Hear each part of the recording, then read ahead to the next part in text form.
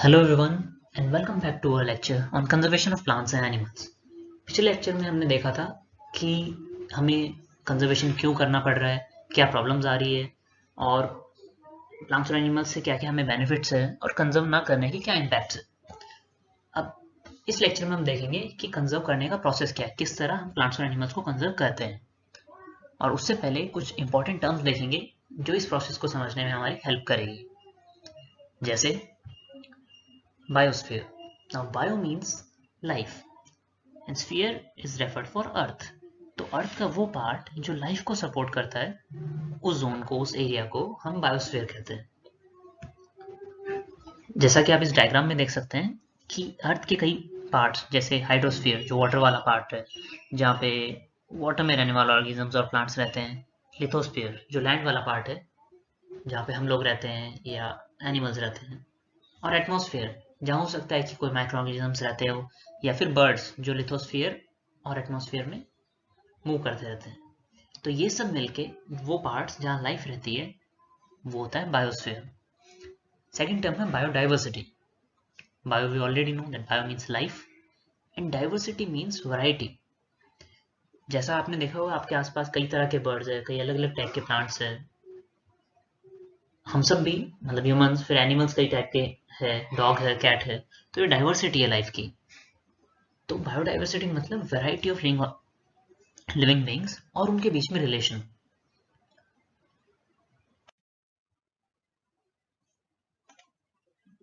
अब हम देखते हैं कि क्या प्रोसेस हम फॉलो कर रहे हैं प्रोटेक्ट करने के लिए। So to protect flora and fauna, flora means जो वेजिटेशन जो प्लांट्स है and fauna is referred for animals. To protect flora and fauna of an area, the government and other societies have developed some protected areas. जैसा हमने lecture के starting में कहा था कि आपने कभी वाइल्ड लाइफ सेंचुरीज या नेशनल पार्क्स या बायोस्फीयर रिजर्व विजिट किया होगा कभी। तो ये प्रोटेक्टेड एरियाज हमने बना रखे हैं जहाँ पे हम प्लांट्स और एनिमल्स को कंजर्व करते हैं और कुछ रेस्ट्रिक्शंस, कुछ पॉलिसीज बना रखी है हमने उनके प्रोटेक्शन के लिए। जैसे बायोस्फीयर रिजर्व। बायोस्फीयर रिजर्व क्या है? Large areas of protected land for conservation of wild life, plant, animals, resources and traditional life. अब बायोस्फीयर रिजर्व मतलब बहुत छोटा नहीं होता, बहुत ही बड़े लैंड को हम कवर करते हैं। वहाँ पे हम हर चीज़ को कंजर्व करते हैं, हर चीज़ का ध्यान रखते हैं। वहाँ की वाइल्ड लाइफ का, वहाँ के प्लांट, एनिमल्स, रिसोर्सेज मतलब एनिमल्स मिलना जो रिसोर्सेज है, वहाँ के जो ट्राइबल पीपल है, जो ट्रेडिशनल लाइफ है वहाँ की, कल्चर वहाँ का, उन सबको प्रोटेक्ट किया जाता है वहाँ पे। तो बायोस्फीयर एक बहुत बड़ा एरिया है जिसके अंदर कई सारे नेशनल पार्क और वाइल्ड लाइफ सेंचुरीज आ सकती है। तो ये चीज़ ध्यान रखना। Next is wild life century. ये एक छोटा पार्ट। अब ये रिजर्व एरियाज है जहाँ पे वाइल्ड एनिमल्स को प्रोटेक्ट किया जाता है। स्पेशली मतलब वो एरिया जो जो एनिमल्स खतरे में, जो एक्सटिंक्ट होने वाले या इंडेंजर्ड है, उन्हें प्रोटेक्ट किया जाता है। ये टर्म्स भी हम आगे पढ़ेंगे। अब होता क्या है कि आप में से कुछ लोग कह सकते हैं कि जू में भी तो हम एनिमल्स को रखते हैं, बट एक्चुअली जू में उनका नेचुरल हैबिटेट नहीं है। मतलब आप में से कोई कह सकता है कि जू में भी प्रोटेक्टेड है, वो लॉक्ड है, उन्हें खाना मिल रहा है, बट वो उनका नेचुरल एनवायरनमेंट नहीं है, इसलिए वो उसमें सस्टेन नहीं कर पाते ज़्यादा देर। तो वाइल्ड लाइफ सेंचुरी क्या है, या जो भी हमने जो प्रोटेक्ट एरियाज बना रखे हैं उनमें हम नेचुरल लैंड को ही फेंस करके और उनके नेचुरल एनवायरनमेंट में ही उनका ध्यान रखते हैं। वाइल्ड लाइफ सेंचुरीज में जो एनिमल्स की पोचिंग, हंटिंग, जो वो सब प्रोहिबिटेड है, वो बैंड है, वहां पे ऐसा कोई भी काम हम नहीं कर सकते हैं। Next is national parks. National parks reserves a large and diverse area enough to protect a whole set of ecosystem.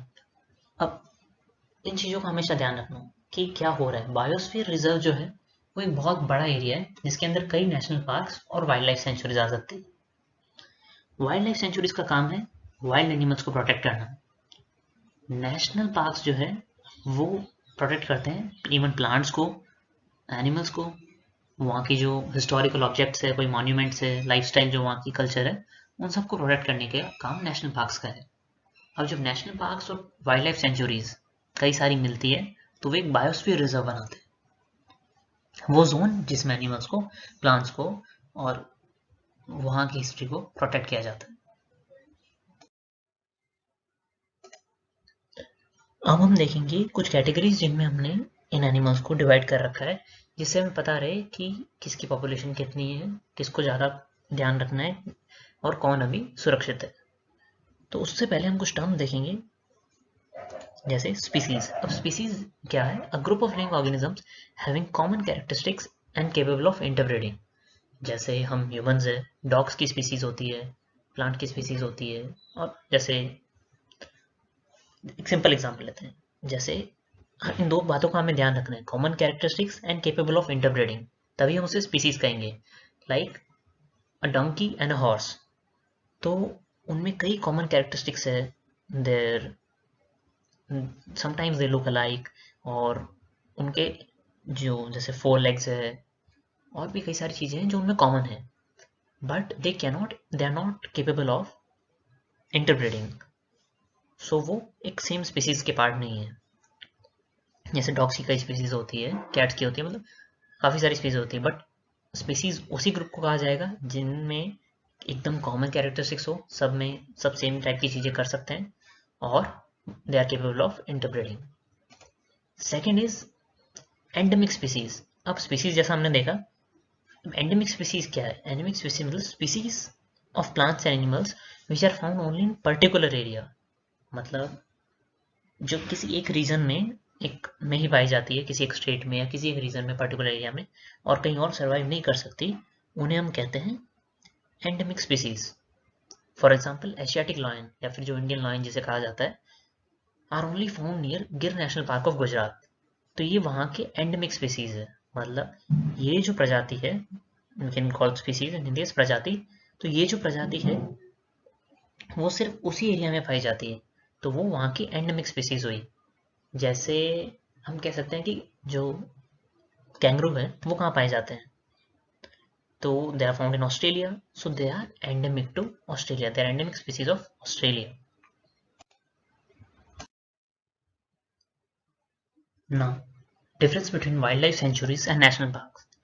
हमने लास्ट स्लाइड में डिफरेंस डिस्कस किया है, but for a clear note, क्योंकि कई बार लोग जो है wild life sanctuary, national park या बायोस्फीयर रिजर्व इनमें कंफ्यूज हो जाते हैं, तो मैं एक बार आपको वापस क्लियर करता हूँ कि हम मतलब कई बेसिस है जिनके बेसिस पे हम मतलब जिन चीज़ों पे हम कंपेयर कर सकते हैं इन चीज़ों को, दोनों को, वाइल्ड लाइफ सेंचुरीज और नेशनल पार्क्स को। For example meaning, now wild life centuries, these are restricted natural habitats owned by governments or NGOs to safeguard particular species of birds and animals।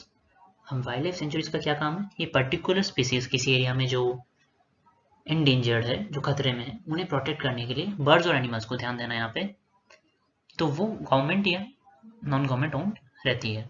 जबकि national parks are established by government, वहाँ पे non government organisation भी हो सकते हैं wild life sanctuary में, but in national parks they are established, owned and established by government to conserve wildlife and develop them, और उस रीजन को डेवलप करने के लिए। नाउ ऑब्जेक्टिव, यहाँ जो वाइल्ड लाइफ सेंचुरीज का मेन ऑब्जेक्टिव है वो वाइल्ड लाइफ को उनके नेचुरल हैबिटेट में रखना और उनकी पॉपुलेशन मेंटेन करना है, जबकि नेशनल पार्क्स में वो वहाँ की नेचुरल और हिस्टोरिकल चीज़ों को भी प्रोटेक्ट करते हैं, साथ साथ वाइल्ड लाइफ को। नेशनल पार्क्स में प्लांट्स का भी ध्यान रखते हैं। एक और चीज़ ध्यान रखना, now restriction, wild life centuries में नो फिक्स बाउंड्रीज और लेस रिस्ट्रिक्शन टू पब्लिक, मतलब जो वाइल्ड लाइफ सेंचुरीज है वहाँ लोग आ जा सकते हैं और रिस्ट्रिक्शन थोड़ी कम होती है, but in national parks which are fully owned by government they have fix boundaries and highly restricted, वहाँ काफ़ी सारी रूल्स एंड रेगुलेशंस होते हैं। तो ये डिफरेंस आप ध्यान रखना। Now some more important terms related to our conservation, like endangered species. ये टर्म अभी मैंने कई बार यूज़ किए हैं कि एंडेंजर्ड स्पीसीज क्या है। These are species which are likely to extinct in near future। जैसे वो स्पीसीज जिनकी पॉपुलेशन कम होती जा रही है और बहुत कम नंबर बचे हैं, और फ्यूचर में हो सकता है वैसा कोई एनिमल उस स्पीसीज का रहे ही ना। फॉर एग्जाम्पल बंगाल टाइगर जिनकी पॉपुलेशन काफ़ी कम हो रही है, and Ganges dolphin. Second term migration. अब आप लोगों ने मतलब हो सकता है कि आपने देखा हो कि आपके स्टेट के ऊपर से, मतलब आपके जिस रीजन में आप रहते हो वहाँ पे या तो माइग्रेटेड एंड बर्ड्स आते हों या फिर वहाँ से क्रॉस करते हो।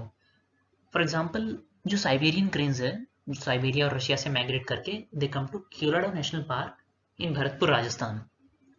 सो वो माइग्रेशन क्या है, एक जगह से दूसरी जगह शिफ्ट होना। तो हमने देखा जनरली वो विंटर के टाइम पे यहाँ पे आ जाते हैं बिकॉज वहाँ विंटर जो है वो बहुत हार्श है। So migration help species to survive. Next is the red data book. Now red data book क्या चीज़ है, एक बुक है, एक रिकॉर्ड है जहाँ पे हम एंडेंजर्ड प्लांट्स एंड स्पीसीज का रिकॉर्ड रखते हैं, मेंटेन करके रखते हैं।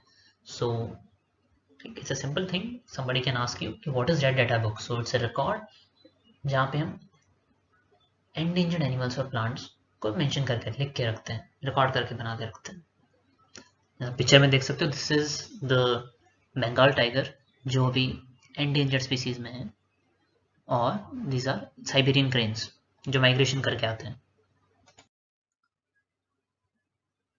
नाउ ये हमने एनिमल्स के लिए, वाइल्ड लाइफ के लिए देखा कि उन्हें कैसे प्रोटेक्ट करना है। बट जो हमारा टॉपिक स्टार्ट हुआ था वो हुआ था प्लांट से, फॉरेस्ट से। सो उन्हें प्रोटेक्ट कैसे करना है, मतलब डिफॉरेस्टेशन जो हो रहा है, जो क्लियरिंग ऑफ फॉरेस्ट लैंड है, उसे ओवरकम कैसे किया जाए। So you can follow the steps, मतलब हम सबको कंट्रीब्यूट करना है उस चीज़ के लिए। अभी जो प्रॉब्लम्स है क्लाइमेट चेंज की, उनसे फाइट करने के लिए ये कुछ स्टेप्स हमें फॉलो करने होंगे हम सबको।